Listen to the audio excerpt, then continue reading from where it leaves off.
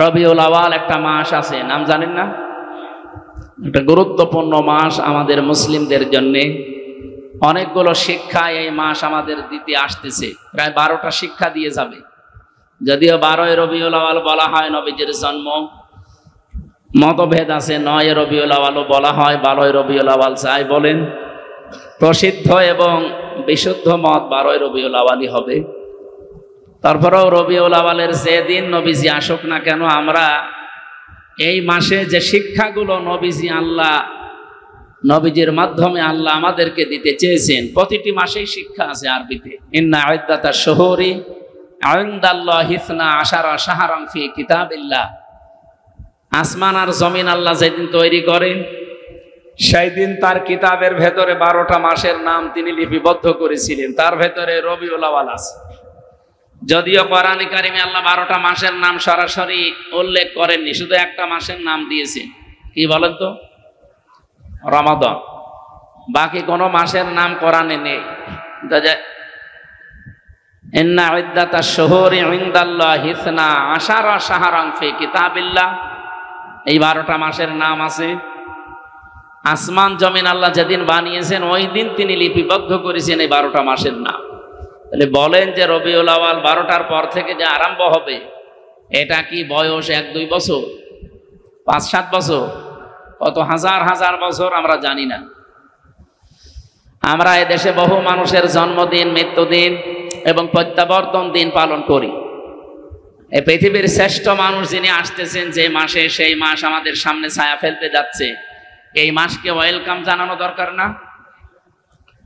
আমরা যে সমস্ত বিষয়গুলো ওয়েলকাম জানাই, স্বাগতম জানাই, ওগুলো স্বাগতম জানানোর মতো না। কুল বিফাদলিল্লাহি ওয়া বিরহমাতিহি ফাবিযালিকা ফালিয়াফরাহু হুয়া খায়রুম মিম্মা ইয়াজমাউন। আল্লাহ তাআলা বলেন সূরা ইউনূসের 58 নম্বর আয়াতে আছে, নবী আপনি বলেন তামাম দুনিয়া যা পেয়ে আনন্দে আছে, আমি আল্লাহ তোমাদের মাঝখানে যাকে পাঠাচ্ছি আনন্দের বিষয় সেই মুহাম্মদুর রাসূলুল্লাহ। সুতরাং তাকে যারা পেয়েছে তারা যেন আনন্দে থাকে বা আনন্দ করে। হুয়া খায়রুম মিম্মা ইয়াজমাউন, তামাম দুনিয়া যা পেয়ে, যা গেইন করে, যা অ্যাচিভ করে, যা অর্জন করে, আনন্দ করে, এগুলো একটাও স্থায়ী না। একটাও স্থায়ী, এমনকি কারো আদর্শ স্থায়ী না।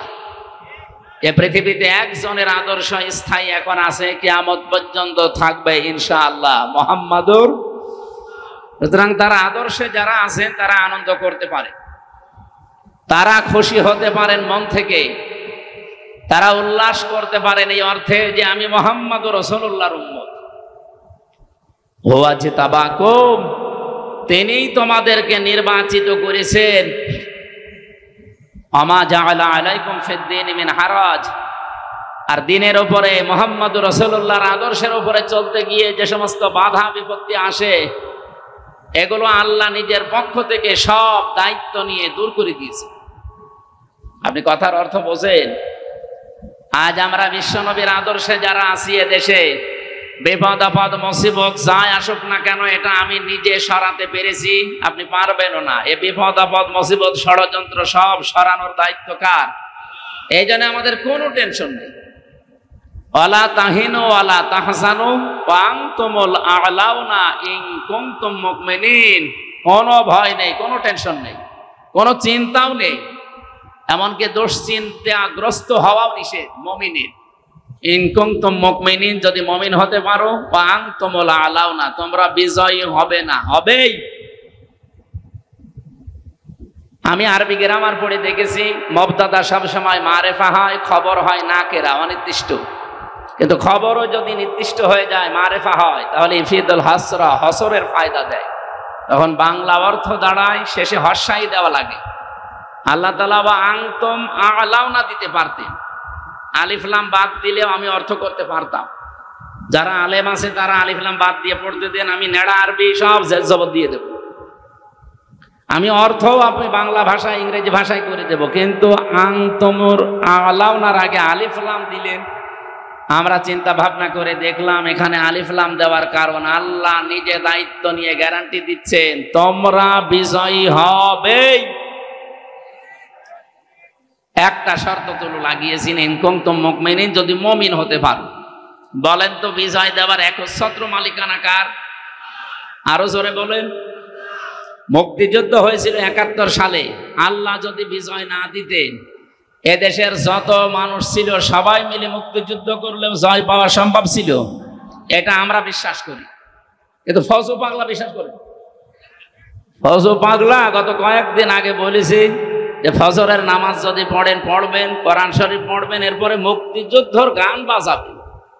একটা কথা হইল, যদি কোরআন শরীফ পড়ার পরে যদি বলতো আপনারা হাদিস পড়বেন কয়েকটা, এরপরে দেশের জন্য দোয়া করবেন, তো মেনে নিতাম। মুক্তিযুদ্ধের গান বাজানো লাগবে কোন কারণে? মুক্তিযুদ্ধ হয়েছিল, স্বাধীন হয়েছিলাম, আল্লাহ বিজয় দিয়েছিলেন। এটা কোনো মানুষের কৃতিত্ব না, মানুষ কাজ করেছে, এতটুকু দায়িত্ব তার। বিজয় দেওয়ার একচ্ছত্র মালিকানা আমরা বিশ্বাস করি। আরো জোরে বলেন। এই আয়াতের ভেতরে ছিল বিজয় আল্লাহ দেবেই, তাহলে বিজয় দেওয়ার একচ্ছত্র মালিকানা আল্লাহ। তাহলে মমিন হওয়ার দায়িত্ব কার? বলেন বলেন। ও বলছে আল্লাহর। আল্লাহ মমিন হবে? আল্লাহ তো মমিন আছে। আল্লাহর যে ৫,০০০ নাম, তার ভেতরে আমরা ৯৯টা কম বেশি জানি। এখানে মমিন নামে একটা নাম নেই। আল্লাহ তো নিজে মমিন আছে, উনি আবার মমিন হবে কেন? ওনার ওপর বিশ্বাস করে আমাদের মমিন হওয়া লাগবে।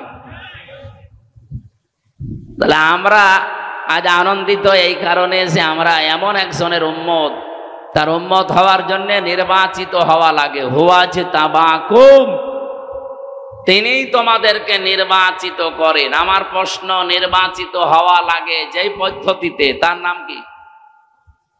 নির্বাচন। আপনারা কি ঘুমিয়ে গেলেন? বলেন, নির্বাচিত হওয়া লাগে যে পদ্ধতিতে, এর নাম কি? এই যে এই ১৭ বছর চলছে, নির্বাচন হয়েছে? আমার এখন ৩৩ বছর। ১৮ বছর থেকে যদি ভোট দিতে আরম্ভ করতাম, আমি ৩ বার ভোট দিতে পারতাম, একবারও পারি না। তার মানে অন্তত এই আমার বয়সী যারা, এই ৩০, ৩২, ৩৩ বছর যাদের বয়স, তারা নির্বাচন কি এটা আমরা জানি না।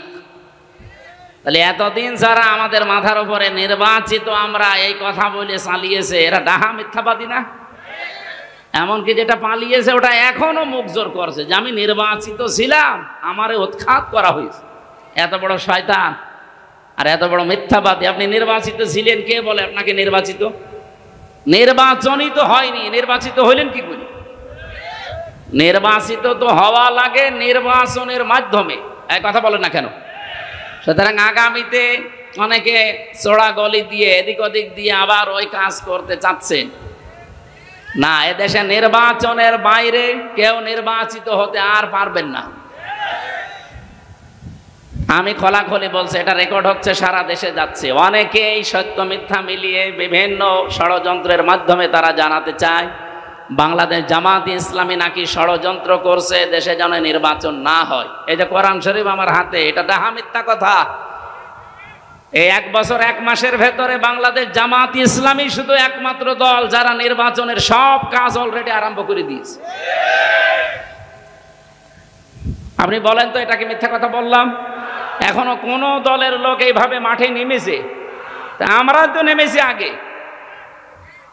আপনি কোন কারণে এ দলের ওপরে মিথ্যা তহমত চাপিয়ে দেন? মিথ্যা চাপাতে চাপাতে এখন আর জায়গা নেই। সুতরাং যারা এই ষড়যন্ত্রমূলক কথা বলছেন, আপনারা থামবেন। গত পরশুদিন কি হয়েছে রাতের বেলা আপনারা জানেন।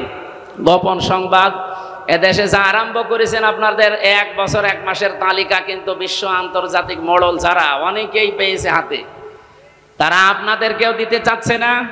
আর মিথ্যা তহমত আমাদের উপরে যা লাগিয়েছেন, এই কয়েকদিন ধরে যেটা চলছে, বিশেষ করে চরমপন্থার সাথে মৌলবাদ নাম দিয়ে এদেশের মুসলমানদেরকে অনেকেই এখনো পর্যন্ত কালার করার চেষ্টায় আছে এই বিশ্বের মডেলদের কাছে। আমি খোলাখুলি বলছি, এ কথাটা ওনার না, যে বলেছে তার নাম নিলাম না, এ কথা দাদাদের। দাদারা শিখিয়েছে এতদিন খনি হাসিনাকে, ওই কথা এখন শেখাচ্ছে অনেককে। ওনার মতো যদি আবার ফাঁদে পা দেন, উনি তো অন্তত শ্বশুর বাড়ি পেয়েছে, আপনার তো শ্বশুর বাড়ি এই দেশে, আপনি কি করবেন তখন? এই জন্য কারো কালো ফাঁদে পা দেওয়া যাবে না। চিন্তা ভাবনা করি, শেষে আপনারাও পাবেন না, ইসলামের হাতেও দিলেন না। শেষ পর্যন্ত এটা দেখবেন সাদা চামড়া যারা, তারা অন্য একটা ব্যবস্থা করে ফেলবে। এখন তো অন্তত দাড়ি রাখতে সুযোগ পাচ্ছে, নামাজ পড়তে যেতে পারেন মসজিদে। আমরা বাদ দিয়ে যদি অন্য কেউ শকুনের মতো এসে এই জায়গাটা দখল করে আবার একবার নিতে পারে না, তখন মসজিদেও যেতে পারবেন না, কপাল থাপড়িয়ে মরবে। আশা করছি রেকর্ড হচ্ছে বলে সারা দেশে যাবে, আমি সতর্ক করলাম, এটা আমি গোপনে জানি। আল্লাহ আমাদেরকে সব কিছু থেকে হেফাজত করুন। আমাদেরকে নির্বাচিত করেছেন কে বলেন? কি হওয়ার জন্যে? উম্মত, নবীজির উম্মত।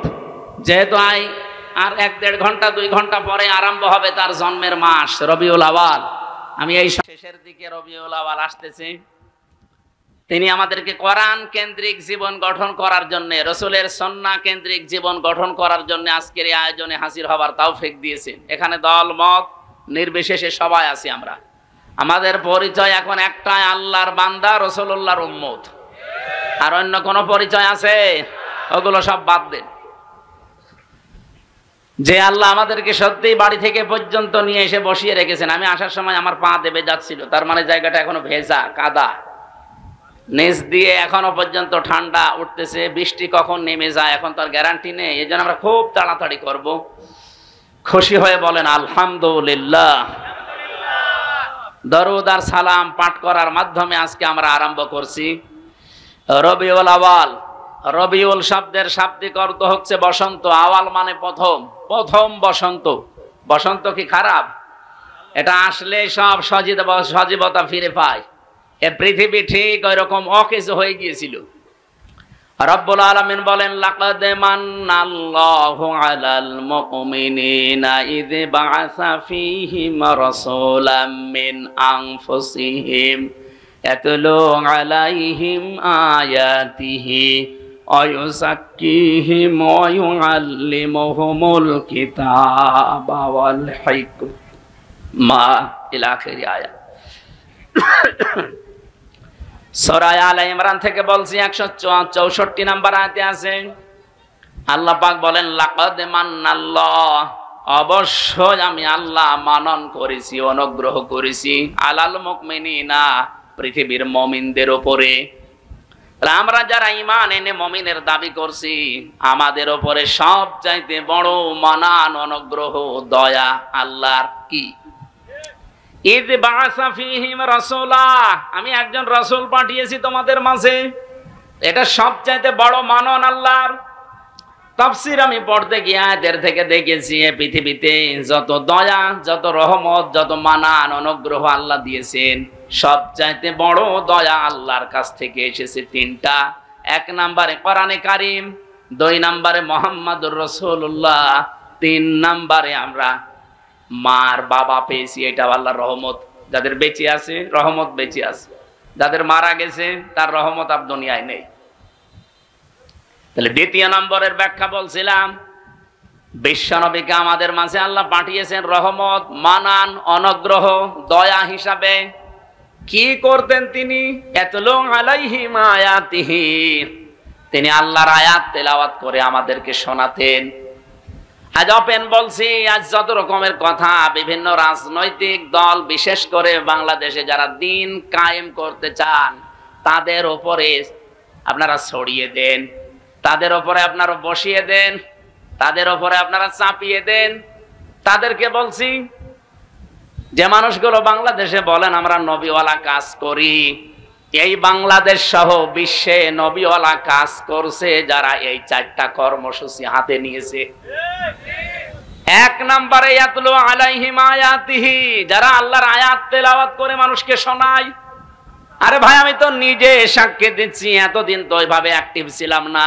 জেল থেকে বের হয়ে অ্যাক্টিভ হয়ে দেখলাম বাংলাদেশ জামাত ইসলামী এবং ইসলামী ছাত্র শিবির আর ইসলামী ছাত্রী সংস্থা, এই 3টার ভেতরে আমি শুধু পেয়েছি তারা কোরআন তেলাওয়াত করে আগে মানুষকে শোনাবে। এটা প্রথম কর্মসূচি। এটা শোনাতে হলে নিজের যোগ্যতা লাগবে। এজন্য তাদের 15টা পয়েন্ট প্রতিদিন লেখা লাগে। তার প্রথম পয়েন্টে আপনি কোরআন শরীফ কয় আয়াত পড়েন, বুঝে পড়েন না আন্দাজে পড়েন, ওইটাও আবার লেখা লাগবে। হাদিস আপনি কয়টা পড়েন, বুঝে পড়েন না ব্যাখ্যা সহ পড়েন না আন্দাজে পড়েন, ওইটাও লেখা লাগবে। আরো তো 13টা বাদ দিলাম, আপনি এই দুইটাই ধরেন। নবীওয়ালা কাজ করতে হলে অবশ্যই আপনাকে কোরআন জানা লাগবে। এক কথা বলেন না কেন? বাংলাদেশ জামাত ইসলামীতে যোগ দিতে হলে আপনাকে যদি আস্তে আস্তে উপরে উঠতে হয়, মাস্ট বি কোরআন জানা লাগবে। জামাতের কোন রকম হয়েছে কোরআন পড়তে পারে না, আপনি বাংলাদেশ পুরাটা যদি দেখাতে পারেন আমি ওয়াজ বাদ দিয়ে দেব। আমি নিজে তো সারা দেশে গেছি, আমার নিজের জেলা থেকেও বলছি। আমার মতো আমির হামজা, আমি হাফেজ, কোরআনের উপর আমার অনার্স মাস্টার্স করা। আমার রকম হতে গিয়ে যিনি দায়িত্বে এসেছিলেন ঢাকা থেকে 120টা প্রশ্ন করিস। আমার মতো মানুষ 120টা প্রশ্ন, কোরআন কেন্দ্রিক প্রায় 20টা, পরিবার নিয়ে 20টা। এতদিন পর্দার ওয়াজ করেছি, কিন্তু খাস পর্দা কি এটা আমি নিজেও ওভাবে মানতাম না। অক্টোবরের 13 তারিখে রোকন হওয়ার পর থেকে আমি বাস্তবে দেখেছি যে পর্দা কি জিনিস আর কেন করা লাগে। জামাত ইসলামীর কথা আমি এই জন্য বলছি, বাংলাদেশে 73টা সংগঠন আছে, দল আছে। কোন দলে আপনি কাজ করলে জামাত কর্মী মানে সমাজকর্মী, অন্য দলের কোন কর্মী মানে সমাজকর্মী আমি পাইনি। কিন্তু জামাত ইসলামের কর্মী হতে হলে আপনাকে আগে সমাজকর্মী হওয়া লাগবে। কি এটা বানিয়ে বললাম? আপনি সারা বাংলাদেশের 56,000 বর্গ মাইলে যেখানে জামাত কর্মী দেখবেন, সে শুধু কর্মী না, দেখবেন সে সমাজকর্মী। তার যতটুকু ইনকাম আছে ওই টাকা দিয়ে হলেও, দলীয় ভাবে হলেও, এলাকার মানুষকে নিয়ে হলেও সে সামাজিক কোন কর্মকাণ্ডের সাথে দেখবেন লেগে আছে। এই জন্য আমরা গ্যারান্টি দিতে পারি বাংলাদেশে জামাত ইসলামীতে ছোট থেকে বড় পর্যন্ত যারা আছে কেউ সাদাবাজি করে না। রবিউল আউয়াল মাসের যে 12টা শিক্ষা বলছিলাম না, তার একটা শিক্ষা আছে। আমরা শেষ পর্যন্ত ঘন্টাখানিক কথা বলতে চাই, থাকবেন তো? গুরুত্বপূর্ণ কিছু তথ্য নিয়ে আসবো ইনশাআল্লাহ। আমার ভাইরা, খুব অল্প সময়ের ভেতরে যেহেতু কথা শেষ করা লাগবে, নবীওয়ালা কাজ করতে হলে 4টা কর্মসূচি হাতে নেওয়া লাগে। 1 নাম্বার, আপনি আল্লাহর আয়াত তেলাওয়াত করে মানুষকে শোনাবেন, দাওয়াত দেবেন। এটা জামাত ইসলামীর ভেতরে আমি পেয়েছি। এই জন্য নবীওয়ালা কাজ যদি কেউ করে তাহলে দেশে জামাত ইসলামী করছে। 2 নাম্বারে ওই যাক্কিহিম, তারা পবিত্রকরণ। এই যে সংস্কার বলছেন, এটা এই শব্দ থেকে নেওয়া। সংস্কার তো 1 বছর 1 মাস হয়ে গেল, যা আশা করেছিলাম কিছুই হয়নি। শুধু নাটোরে ডিসি গেছে কুষ্টিয়ায়, কুষ্টিয়ারটা কুমিল্লায়, মাল তো সব একই আছে। আমরা চাই যে দায়িত্ব ভার নিয়ে আপনি বসেছেন, এটা যেন কিছুদিনের ভেতরে অন্তত আমাদের দেখান, নয়তো আমরা বিশ্বাস হারিয়ে ফেলছি। অন্তত সংস্কার এবং দৃশ্যমান কয়েকটা বিচার দেখান। এক কথা বলেন না কেন? যে একটা মহিলার সিদ্ধান্তের কারণে 2000 মানুষ অলরেডি বিদায় নিয়েছে। এটা সরকারি জরিপ। বেসরকারি জরিপ হচ্ছে 3432 জন। এতগুলো মানুষ যার কারণে দুনিয়া থেকে 24 সালেই বিদায় নিল, আর এই 15.5 বছর তো বাদই দিলাম। এখনো পর্যন্ত প্রায় 40,000-এর উপরে মানুষ বিভিন্ন হাসপাতালের বেডে, বাড়িতে কাতরাচ্ছে। একটা মানুষের কারণে যদি এরকম ক্ষতি হয় তো তার কিছু করা দরকার না? আমরা চাই খুনি হাসিনার দৃশ্যমান বিচার যেন এদেশে তাড়াতাড়ি করা হয়, নয়তো আবার কেউ খুনি হাসিনা হয়ে উঠবে। অনেকে আশা প্রকাশ করছে। আজকে একটা মিছিল হয়েছে ঢাকাতে, পিঠের উপরে বাম্বু গেছে, তখন আবার সোজা হয়ে গেছে। আজকে বিকাল বেলা দেখবেন ফজলুর রহমান ফজু সাহেব উনি সংবাদ সম্মেলন করে বলছে, আমি জামাতকে কালো দল বলি নাই, এটা মুখ স্লিপ হয়ে বেরিয়ে যেতে পারে, আমি বলি নাই। আমার মনে হয় কেউ পেছন দিয়ে কিছু দিয়েছে।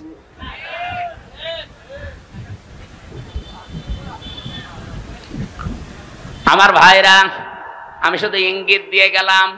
কোরআনে কারিমে এরকম 4টা জায়গায় 4টা আয়াত একই রকম শুধু শব্দ হেরফের করা আছে। সূরা বাকারা 129 নম্বর আয়াত, সূরা বাকারা 152 নাম্বার 151 নাম্বার আয়াত, সূরা আলে ইমরান 164 নাম্বার আয়াত, আর সূরা জুমা 2 নাম্বার আয়াত।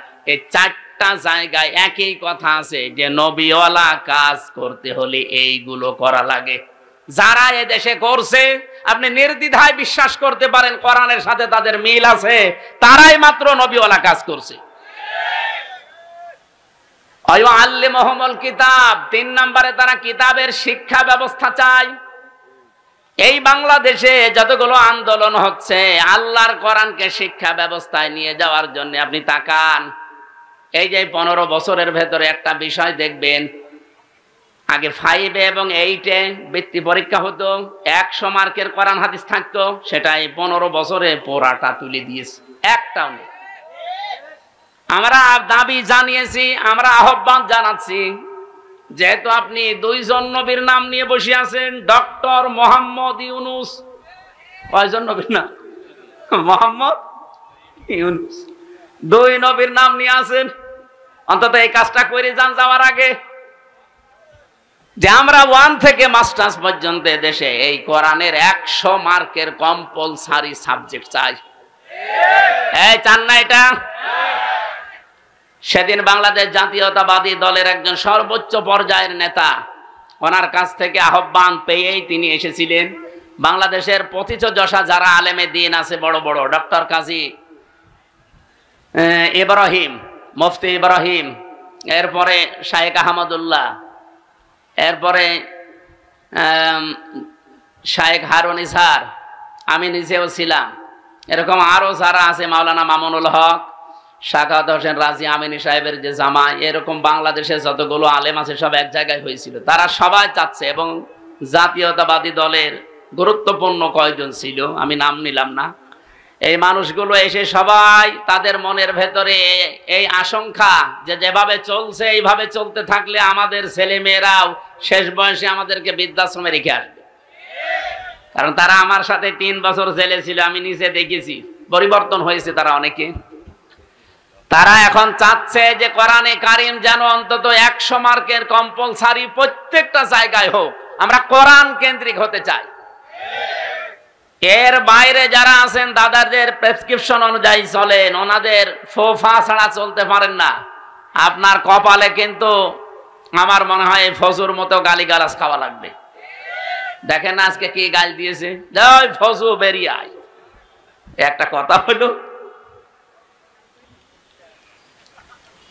আলেমদের বিরুদ্ধে কথা বলার ফল এটা, এজন্য সাবধান থাকবেন, আপনিও যেন এরকম রাস্তায় নেমে আবার গাল না খান। বলে আমরা চাচ্ছি নবীওয়ালা কাজের এই 3 নাম্বার কর্মসূচি হাতে নিতে। আমি গ্যারান্টি দিতে পারি বাংলাদেশ জামাত ইসলামীকে যদি আল্লাহ ওই জায়গায় পৌঁছিয়ে দেয়, আল্লাহর কসম সংসদ থেকেই পাস হবে এটা ইনশাআল্লাহ। কোরআনে কারিমে দেশে 92% মুসলমান আমরা, অন্য ধর্মের যারা আছে তাদের ধর্মগ্রন্থ তারা পড়বে, কোনো অসুবিধা নেই, কিন্তু 92% আমরা মুসলমান। আমরা চাই এদেশে 1 থেকে শুরু করে মাস্টার্স পর্যন্ত একটা ছেলে যখন বের হয়ে আসবে অন্তত যেন আলেম হয়ে বের হয়ে আসে। আজকে আমার কুষ্টিয়ার ডিসি পাল্টিয়ে গেছে, উনি খুলনায় গেছে, পটুয়াখালীর একজন যিনি উনি আজকে এসে জয়েন করেছে, সাক্ষাৎ করেছিলাম আগেরটার সাথে, উনি অনেকদিন ওএসডি হয়েছিল, শেষ পর্যায়ে এসে কুষ্টিয়াতে দায়িত্ব পেয়ে চলে গেছে আজকে। আমি যতটুকু কথা বলে তার সাথে বুঝেছি, ভেতরে তার কোরআনে কারিমের যতটুকু আলো আল্লাহ দিয়েছে, এই জন্যে কুষ্টিয়াকে অন্তত সাদাবাজ মুক্ত করার জন্য তিনি চেষ্টা চালাচ্ছিলেন। কিন্তু কিছু মানুষের কারণে আল্লাহরে বান্দা আর পেরে দেয়নি, এখন খুলনাতে চলে গেছে। আল্লাহ যেন সফলতার সাথে, সততার সাথে এবং এখলাসের সাথে দায়িত্ব পালন করার তৌফিক দিন। আজকে কুষ্টিয়ার সবচাইতে বড় অফিস, আমি ওখানে গিয়েছিলাম দুপুরবেলা, অনেক সময় ছিলাম। উনি আমারে বলছিলেন আমি প্রায় 16-17 বছর ওএসডি হয়েছিলাম, আল্লাহ যখন আমাকে দায়িত্বে এনেছেন আর আমি যতদিন কুষ্টিয়ায় আছি, উনি গ্যারান্টি অন্তত আমাদের 8-9 জনের সামনে দিলেন যে যারা সততার দিক থেকে, চরিত্রের দিক থেকে 1 বছরে এগিয়ে আছে, আমি তাদের মাধ্যমে কুষ্টিয়াতে কাজ করতে চাই। তিনি নাম নেয়নি, কিন্তু আমি জেনেছি তারা হচ্ছে বাংলাদেশ জামাত ইসলাম। এই 1 বছর 1 মাসের ভেতরে তাদের কোন চরিত্রে খুঁত পেয়েছেন আপনি? বিড়ি খায় এমন একজন কর্মী পেয়েছেন? বাকিগুলো তো বাদই দিলাম। আর বাকি অন্যান্য যারা আছেন এই 73টা দলের অধিকাংশ দল, আমি সবাই বলি নাই, অধিকাংশ আপনি মিলিয়ে দেখবেন তারা যাদের আদর্শ নিয়ে রাজনীতি করে ও আদর্শই না। তা আমাদেরকেও যারা মওদুদীর অনুসারী, মওদুদীর উম্মত পর্যন্ত বলে ডাকেন, আপনি মানুষ। আমরা মওদুদীর উম্মত মানে, মওদুদীর অনুসারী মানে আমরা তাকে ফেকার ইমামও মানি না, তাকে আমরা মাযহাবের ইমামও মানি না। তার হাজার হাজার দিক নির্দেশনা আছে, শুধু একটা বিষয় আমরা গ্রহণ করেছি, এই গণতান্ত্রিক পদ্ধতিতে ইসলামকে তার জায়গা মতো নিয়ে ইসলামের কাজগুলো করার এই একটা পদ্ধতি নিয়েছি। আপনার যদি এটা ভালো না লাগে আপনি অন্যটা নেন, কিন্তু আপনি আমাকে মওদুদীর উম্মত বলেন, অনুসারী বলেন কোন কারণে? আমি কি তার মতো টুপি মাথায় দিয়েছি? বলেন, তার টুপির যে সাইজ আপনি দেখেননি? আমি তার মতো যে পোশাক, তার যা আছে সব কিছুকে আমার তার মতো আছে, আমি একটা শুধু নিয়েছি। আপনার যদি ভালো না লাগে আপনি ওটা নিয়েন না, কিন্তু এরকম গালিগালাজ করবেন না।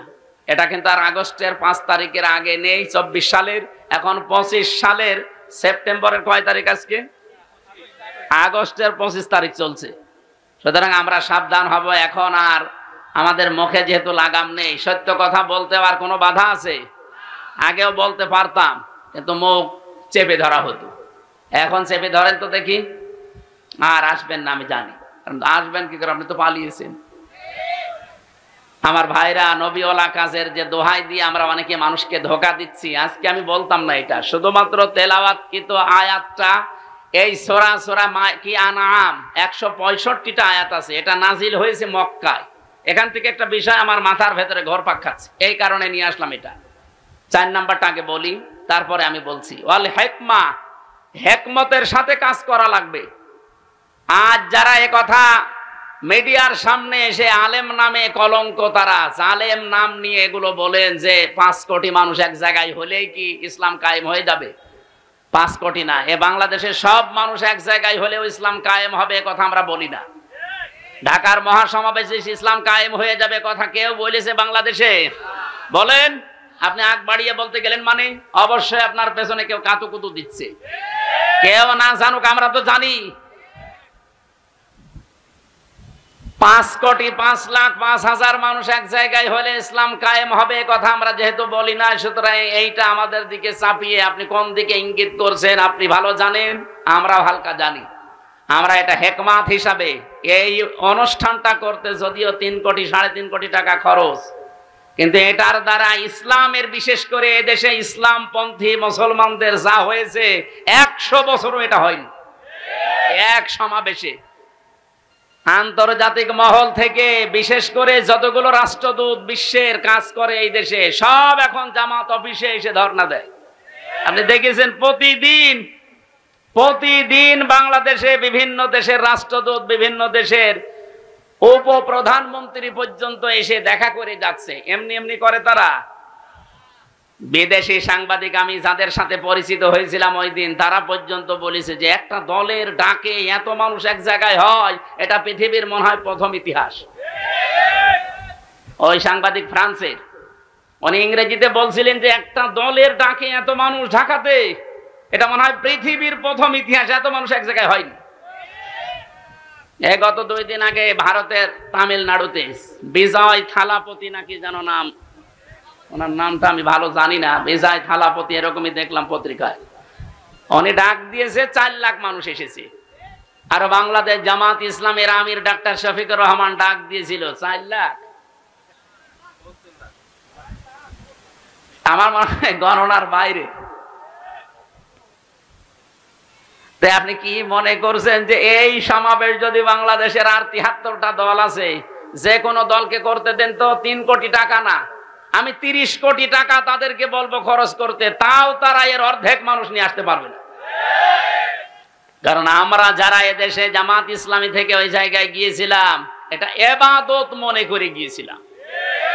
এটা একটা হিকমা। আমরা হেকমার ব্যাখ্যায় অনেকগুলো বিষয় ছিল, আমি সবগুলো নিয়ে আসতে পারছি না। আমি শুধু এই মক্কা এবং মদিনায় নাজিল হওয়ার একটা প্রেক্ষাপট নিয়ে আসতে চেয়েছি। এদিকে তাকান, এ সূরা নাজিল হয়েছে মক্কায়। কোথায়? কোরআন শরীফের ভেতরে মক্কায় নাজিল হওয়া সূরা 92টা, আর মদিনায় নাজিল হওয়া সূরা 22টা। অন্য আরেকটা বর্ণনা আছে 86টা আর 28টা। আমরা প্রথমটায় ধরলাম। তাহলে এই সূরাটা মক্কায় 165টা আয়াত আছে, আমরা মাত্র একটা আয়াত পড়েছি। আমার এই মাথার ভেতরে এই আয়াত নিয়ে যত তথ্য আছে, এই 1 ঘন্টা তো এমনি বললাম, কিয়ামত পর্যন্ত আলোচনা করলে এই আয়াত শেষ হবে না। এত কথা এর ভেতরে আল্লাহ লুকিয়ে রেখেছেন। আমরা হালকা টান দিয়ে কিছু বের করতে পারবো ইনশাআল্লাহ, ওইগুলো আপনাদেরকে ডেলিভারি দেব ইনশাআল্লাহ। তাহলে সূরাটা নাজিল হয়েছিল কোথায়? মক্কায়। এই জন্য সূরার নাম মাক্কি সূরা। মদিনায় যতগুলো সূরা নাজিল হয়েছে সবগুলোকে বলা হয় মাদানী সূরা। তো শিক্ষা কি? আপনি দেখবেন যতগুলো সূরা মক্কায়, এই 92টা সূরার কোন জায়গায় ইয়া আইয়ুহাল্লাযীনা আমানু পাবেন না। আপনি যারা আছে কোরআন পড়ে শেষ পর্যন্ত পড়িছে উপর থেকে, অবশ্যই শুরু থেকে শেষ পর্যন্ত এনাদের পড়া আছে। স্টেজের সামনের কাতারে যারা, একটাও বাদ নেই, প্রত্যেকেই 1 থেকে শেষ পর্যন্ত পড়িছে। কিন্তু আপনি বলেন এই 92টা সূরা ইয়া আইয়ুহাল্লাযীনা আমানু নেই।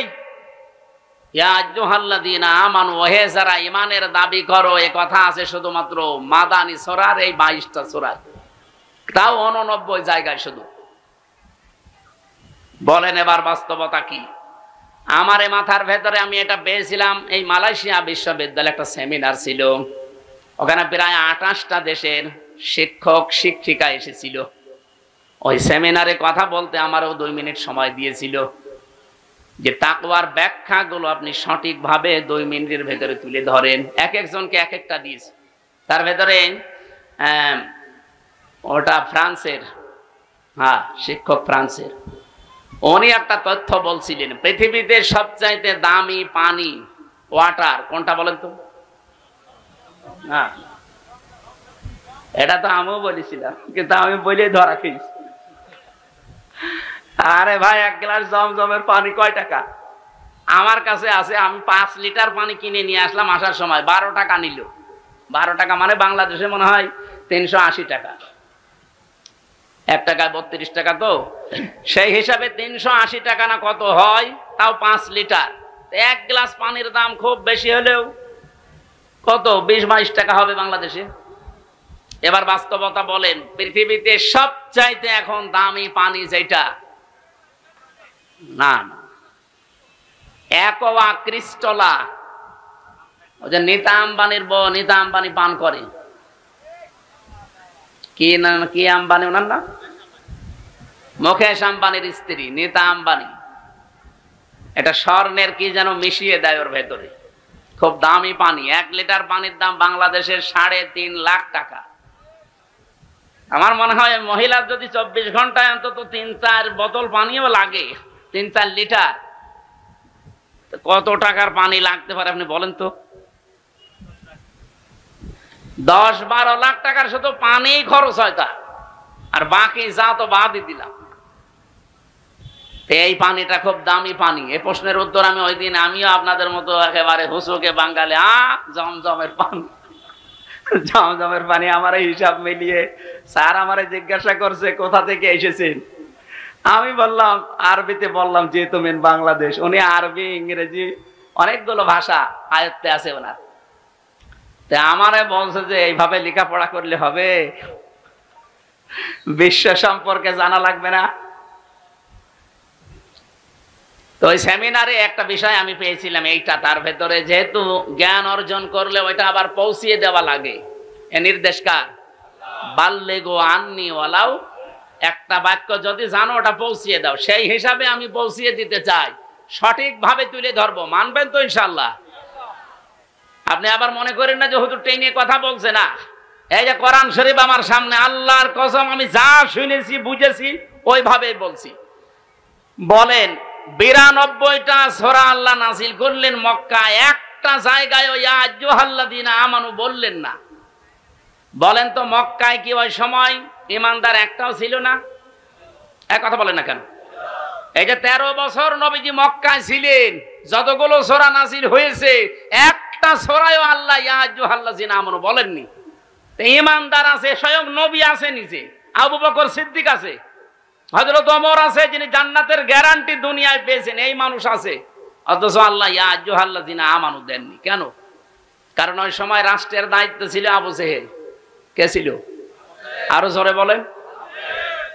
এই মানুষগুলোই মক্কা থেকে মদিনায় হিজরত করে সেখানে মাত্র 10 বছর রাষ্ট্রের নায়ক হচ্ছেন মুহাম্মাদুর।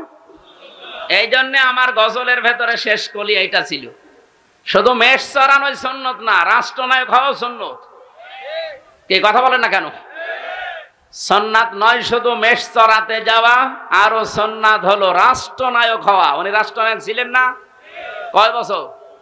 10 বছর। এই 10 বছরে যে 22টা সূরা নাযিল হয়েছিল, আপনি দেখেন এই সূরাগুলো খুঁজে খুঁজে, এখানে আছে ইয়া আইয়ুহাল্লাযিনা আমানু, 89 জায়গায় আছে।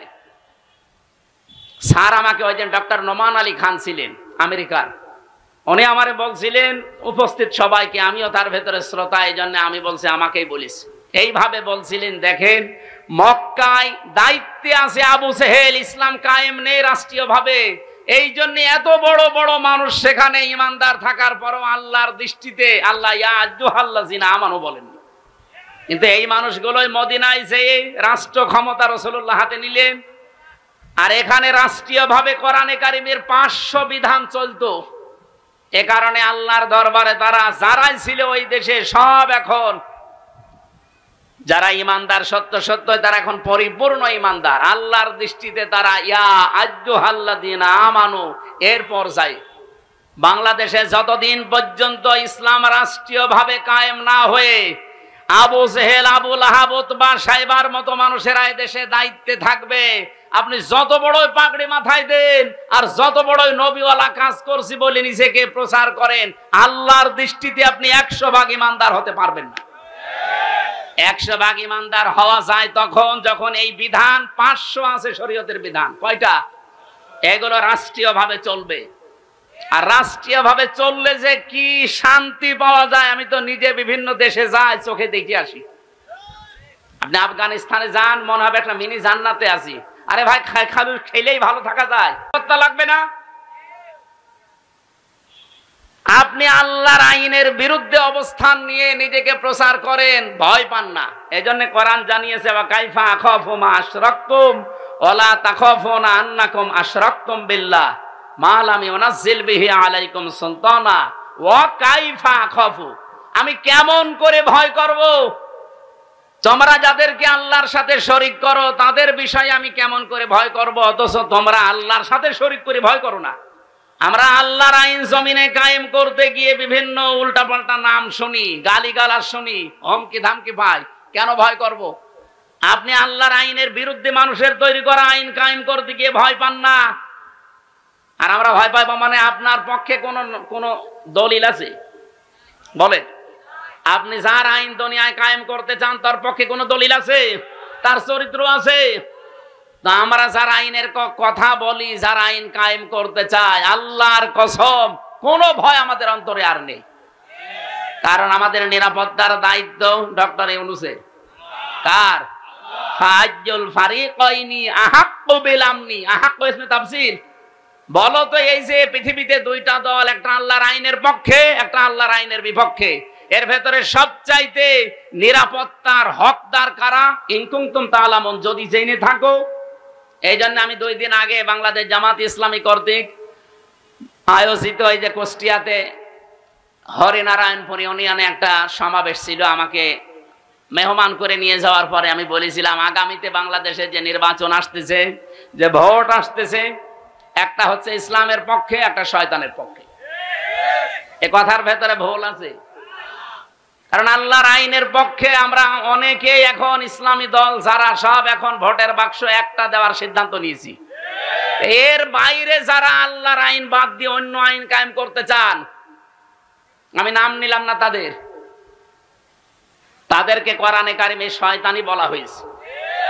নাকি আমি নিজে বানালাম? আল্লাহ রাব্বুল আলামিন বলেন আল্লাযীনা আমানু ওয়া লাম ইয়ালবিসু ঈমানাহুম বিযুলমিন উলাইকা লাহুমুল আমনু। ভালো করে শুনবেন, আল্লাহ বলেন আমি নিরাপত্তা দেই। আমার পক্ষ থেকে যদি কেউ নিরাপত্তা পেতে চায় দুইটা গুণ অর্জন করা লাগবে, ঈমান আনা লাগবে আর শিরিক আর জুলুম মুক্ত জীবন গঠন করা লাগবে। এখানে জুলুম মানে শিরিক। আমি এই আয়াতটা মিলিয়েছিলাম সূরা আলে ইমরানের সাথে। অমাং দাখলাহু কানা আমিনা। যখন আমার মা আমার সাথে ছিল বললাম যে মা এই যে এটা মাকামে ইব্রাহিম, ইব্রাহিম আলাইহিস সালামের যে পায়ের চিহ্ন এখনো আছে। উনি অনেকক্ষণ দাঁড়িয়ে দাঁড়িয়ে ঘুরছিলেন আর দেখছিলেন। তো ওখানে একটা আয়াত শোনালাম, মা নিজেও পড়ছিল অমাং দাখলাহু কানা আমিনা, যে আল্লাহর এই আয়াতের ভেতরে এই এরিয়ার ভেতরে যারা আসবে তারা নিরাপত্তা পেয়ে যাবে। এ কথা কার? আপনি দেখবেন প্রায় 3.5 কিলোমিটার এলাকা জুড়ে কাবা শরীফের এরিয়া। আমি 3.5 কিলোমিটার পার হওয়ার পরে রাস্তায় লেখা দেখলাম মামনুউন গায়রা মুসলিম তাদখুল, বা এরকম আরবিতে লেখা আছে যে মুসলমান বাদ দিয়ে অন্য কোন জাতির লোক এই এলাকায় প্রবেশ করা নিষেধ। কারণ এলাকাটা আল্লাহ নিজে নিরাপত্তা দিচ্ছেন। আপনার নিজের বাবার খনিও যদি সামনে পড়ে যায় এই কাবার এরিয়ার ভেতর আপনি কিছুই বলতে পারবেন না। কি কথা বলছেন? এবার আমার প্রশ্ন এই নাটোরবাসীর কাছে, বলেন তো বাংলাদেশের এই 56,000 বর্গ মাইল কি কাবা শরীফ? তো এখানে নিরাপত্তা লাগবে না? আজ আমি রাস্তায় চলতে পারি না চাঁদাবাজির ভয়ে, ছিনতাইয়ের ভয়ে। গত পরশুদিন আমার ঘরের পাশে এসির তার কেটে নিচ্ছে দিনের বেলা, সিসি ক্যামেরা লাগানো আছে। আমি জমান নামাজ পড়তে গেছি, ওই সময় সিসি ক্যামেরায় দেখলাম 1:31 বাজে, তার মানে নামাজে দাঁড়িয়েছি অলরেডি, ওই সময় চোর কাটতেছি। একটা তার কেটে ও হয়তো নেশাখোর কয় টাকায় বিক্রি হবে? 200-300, অথচ ওটা লাগাতে 7,000 টাকা লাগবে। ও কাটতেছে, আমি 30 সেকেন্ডের ভিডিও ওসি সাহেবকে বললাম এই যে দেখেন তো। ও তো জানে না যে ক্যামেরা লাগানো আছে, ও ধান্দায় কাটতেছে। ওসি সাহেব বলছে ঠিক আছে আমি শনাক্ত করতে পেরেছি, দেখছি। আল্লাহ বিকালে বলছে হুজুর ধরে ফেলেছি। বিকালে ধরা পড়ার পরে জিজ্ঞাসা করলাম কি? বলছে আচ্ছা করে পিটালাম। বলছে এর আগেও 2 বার কেটেছিলাম। তার মানে ঠিকই বলিস, এর আগেও 2 বার কেটেছি। কি করলেন? বলছে ওরা চালান দিয়ে জেলে পাঠিয়েছি। এই যে এই লোকটা দিনের বেলায় আমার নিরাপত্তা নেই, আমার জিনিসের চুরি হয়ে যাচ্ছে। আর এই রাতে এখন এই 10:30 11টায় কুষ্টিয়া পর্যন্ত নিরাপদে বাড়ি যেতে পারবো কিনা সে গ্যারান্টি এখন আমার হাতে আছে নেই। তাহলে 56,000, এখান থেকে কুষ্টিয়া মাত্র 60 কিলো এই জায়গা থেকে, তাহলে 56,000 বর্গ মাইল, প্রায় 1250 কিলোমিটার এদিক ওদিকে। এত বড় বিশাল এরিয়া কাবা শরীফের মতো নিরাপত্তা দেওয়া লাগবে না? এটা তো ডক্টর ইউনূসই পারবে নাকি? বলেন বলেন। আল্লাহ রাব্বুল আলামিন বলেন উলাইকা লাহুমুল আমনু। এই যে উলাইকা দিয়েছেন, এই বাংলাদেশের 56,000 বর্গ মাইলের দিকেই মনে হচ্ছে আল্লাহ এভাবে আঙ্গুল দিয়েছেন। এই মানুষগুলোই নিরাপত্তার হকদার, যদি তারা সত্যি ঈমান আনতে পারে নির্ভেজাল ভাবে, আর তারা ঈমানের সাথে জুলুমকে, তার মানে শিরিককে মিশ্রণ না করে। বাংলাদেশে নিরাপত্তার সাথে চলতে হলে দেশ শিরিক মুক্ত করা লাগবে। যত শিরিক পৃথিবীতে আছে 120 প্রকার পর্যন্ত আমি পড়েছি। সবচাইতে বড় শিরিক হচ্ছে আল্লাহর আইনের সাথে শিরিক করা। সুতরাং এই দেশে আমরা আল্লাহর আইনকে যারা প্রতিষ্ঠা করতে চাই তাদের জীবন শিরিক মুক্ত। আল্লাহর আইনের বাইরে অন্য কোন আইন, যারা বাবার আইন, স্বামীর আইন, চাচার আইন, দাদার আইন, ব্রিটিশের আইন কায়েম করতে চান, আপনি শিরিক করছেন। আপনি নিরাপত্তায় থাকতে পারবেন না। আমাদের নিরাপত্তা তো মাস্ট বি আছে। আমরা মরে গেলেও শহীদ, বেঁচে থাকলেও গাজী। এরকম একটা শপথ বাক্য নিয়েই দুনিয়ায় বেঁচে আছি। কুলিন্না সলাতি ওয়া নুসুকি ওয়া মাহইয়ায়া ওয়া মামাতি লিল্লাহি রাব্বিল আলামিন। নবী আপনি বলেন আমার নামাজ, আমার কোরবানি, আমার বেঁচে থাকা, আমার মরে যাওয়া সব আমি আল্লাহকে দিয়েছি। এই কথা বলেই কিন্তু রাস্তায় আসা লাগে। যারা শপথ বাক্য পাঠ করে রকম হতে হলে এই আয়াত পড়ায় না? যারা পড়িয়েছে আপনি জিজ্ঞাসা করেন, আমারে তো পড়িয়েছে, আমারে আমিরে জামাত জেলখানায় পড়িয়েছে। বলছে এখানে পড়িয়ে দিলাম, বাইরে যেয়ে নতুন করে ঝালাই করবা। এসে আমি আবার এই 7-8 মাস পড়াশোনা করে পরীক্ষা দিয়ে ঝালাই করে আমাদের কেন্দ্রীয় মেহমান মোবারক ভাই এসে আমারে বলছে, বলো কলিন্না সলাতি, অথচ এই আয়াত সেই ছোটবেলা থেকে পড়ছি। তো ওই দিন পড়ার পর থেকে একটা আলাদা জিনিস আল্লাহ আমাকে দান করেছে, বলেন সুবহানাল্লাহ। আমার ভাইরা, আমি যে কথাটা তুলে আনতে চেয়েছিলাম, বাংলাদেশে এই 54 বছরে এখনো পর্যন্ত আল্লাহর বিধান একটাও চলছে না। সুতরাং আল্লাহর দৃষ্টিতে আমরা এখনো পরিপূর্ণ কামেল মুমিন হতে, আপনি জোর করে দাবি করলেও হবে না, এটা তো বলা লাগবে কোরআন আর হাদিসের দৃষ্টিতে। 92টা সূরাতে আল্লাহ ডাক দিলেন না, অথচ মক্কা ইমানদার ছিল, কিন্তু দায়িত্বে ছিল আবু জেহেল। কে ছিল? কিন্তু মদিনায় যাবার পরে আল্লাহর বিধান কায়েম করে দায়িত্বে ছিল রাসূলুল্লাহ। তাহলে বাংলাদেশেও রাসূলুল্লাহর খাঁটি উম্মত যারা, আল্লাহর আইন চাই 7 লোকের, এই বিধানগুলো দিয়ে 500 আইন যেদিন বাংলাদেশে কায়েম হবে, সেই দিন এই দেশের মানুষ বুক ফুলিয়ে বলতে পারবে আমি ইমানদার। তাদেরকে আল্লাহ ডাক দেবেন, ইয়া আইয়ুহাল্লাযীনা আমানু। আমার কথা মনে হয় আমি অল্প সময় হলেও বোঝাতে পেরেছি। তাহলে এই দেশে ইমানদার হয়েও যদি এখন মারা যেতে চান, পরিপূর্ণ কামেল মুমিন ইমানদার, তাহলে এই দেশে ইসলাম কায়েমের আন্দোলন করা নফল না ফরজ? আরো জোরে বলেন। সবাইকে আল্লাহ আমার এই কথা শোনার পরে নিয়ে আসবে, বিষয়টা এমন না। সূরা সূরার শেষের দিকে আছে 13 নম্বর আয়াতে আল্লাহ পাক বলেন, আনাকিমুদ্দিন ওয়ালা তাতাফাররাকু ফি, দিন কায়েম করো, এ বিষয়ে কোনো মত পার্থক্য ফতোয়াবাজি মতবিরোধ করবা না। নবী আপনি এ কথা বললেই সবাই দলে দলে আসবে তা না। কাবুর আলাল মুশরিকিনা মা তাদউহুম ইলাই, আপনি যেদিকে মানুষকে ডাকেন দিন কায়েম করার জন্য, সবচাইতে বেশি খারাপ লাগবে কথাটা শুনলে মুশরিকদের। আমি কি বানিয়ে বললাম? কাবুর আলাল মুশরিকিনা মা তাদউহুম ইলাই, নবী যেদিকে ডাকেন মানুষকে যে দিন কায়েম করা লাগবে, এটা ফরজ, সব নবী করেছে, সবাই আসবে না। মুশরিকদের কাছে সবচাইতে বেশি খারাপ লাগবে। তা আমরা দিন কায়েমের কথা বললে আপনি ট্যাগ দেন কোন কারণে? আপনি কি মুশরিক? আপনি মুশরিক না, আপনি আসতেও চান না কেন? সে কথাও আল্লাহ পরে শেষের দিকে দিয়েছে। আল্লাহু ইয়াজতাবি ইলাইহি মাইয়াশা ওয়া ইয়াহদি ইলাইহি মাইয়ুনিব, আল্লাহ যাকে ভালোবাসে পছন্দ করে